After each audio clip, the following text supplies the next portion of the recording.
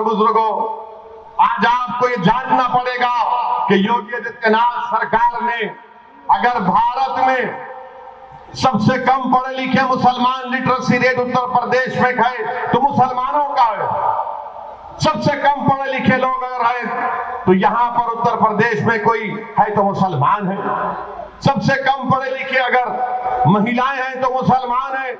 इसका जिम्मेदार कौन है? असदुद्दीन ओवैसी है या योगी आदित्यनाथ या फिर समाजवादी की पुरानी हुकूमत रही है? आप खुद सोचिए कि हम पर इल्जाम लगाते हैं कि वोट काटने आया है। एक तरफ ये नाम निहाद सेकुलर पार्टी ये कहती है कि ओवैसी की पार्टी वोट काटने आई है, तो दूसरी तरफ योगी आदित्यनाथ और आरएसएस और वो कट्टर तंजीमें ये कहती हैं कि ओवैसी को भारत से मोहब्बत नहीं है। आप खुद पूछिए कि उत्तर प्रदेश में सिर्फ 2% मुसलमान ग्रेजुएट होता है, इसका जिम्मेदार कौन है? क्योंकि हमको शौक नहीं है पढ़ने लिखने का। मैं आपसे सवाल कर रहा हूं, हाथ उठाकर बताइए कि आप अपने बच्चे और बच्चों को पढ़ाना नहीं चाहते? क्या आपको स्कूल की जरूरत नहीं है? क्या आपको नानपारा में डिग्री कॉलेज मिल गया? हमारे बच्चों को पढ़ाने के लिए प्राइवेट बस में नानपारा से बहराइच जाना पड़ता है। और उत्तर प्रदेश में बीजेपी की सरकार कहती है कि हमने यहां पर बहुत बड़ा काम किया। सादात कॉलेज का जिक्र मौलाना ने भी किया, उसका सदर डीएम है, नायब सदर तहसीलदार है। बताओ जब डीएम सदर है तो क्या किया सादात कॉलेज में? योगी आदित्यनाथ ये सादात कॉलेज को अपने खंडेर व वीरान बनाकर रख दिया।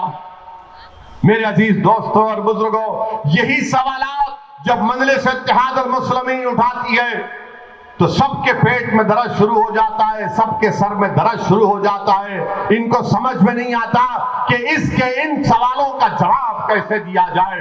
याद रखो, सच का ये सच्चाई मैं आपके सामने बयान कर रहा हूं और बीजेपी के पास इसका कोई जवाब नहीं है, सिवाय इसके कि जब हम उत्तर प्रदेश में अपने जलसे में इन तमाम सवालात को उठाना शुरू कर दिए तो आरएसएस से वाबस्ता एक तंजीम के लोग जो बुज़दिल हैं हमारे दिल्ली के घर पर जाकर हमारे नाम प्लेट को कुड़ाड़ी से तोड़ देते हैं, उसको पत्थर घर में फेंकते हैं और कहते हैं कि ओवैसी ने ऐसी तकरीर की थी।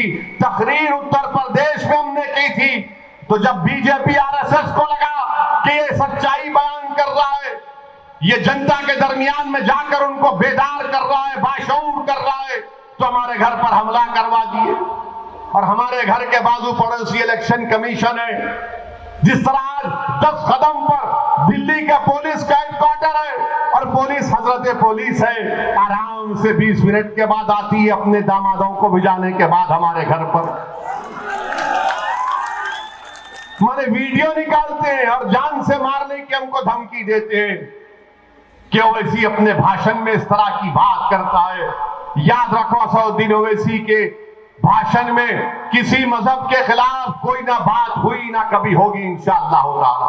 हाँ, मेरे मुंह में मेरी जबान है, तुम्हारे बाप की जबान नहीं है कि मैं गुलामी के अल्फाज अदा करूं। हमारे मुंह में हमारी जबान है। अल्लाह ने हमको दिमाग दिया है, सोचने का सलीका दिया है। अल्लाह ने हमको जिंदा रखा है। जो लोग जिस नेता की या जिस लोगों की आवाम की जबान नहीं चलती वो जिंदा नहीं है, वो मुर्दा है। जो नाइंसाफी को देखकर भी जबान नहीं खोलते, जो जुल्म को देखकर भी उनके आंख में आंसू नहीं आते, जो बर्बादी को देखकर उनका दिल नहीं जलता, तुम इंसान नहीं हो, तुम इंसानों की बस्ती में नहीं रह सकते। अगर इंसान हो तो हरकत करना पड़ेगा, जिंदगी का सबूत देना पड़ेगा। और जिंदगी का सबूत सबसे पहला यह है कि आप नाइंसाफी के खिलाफ आवाज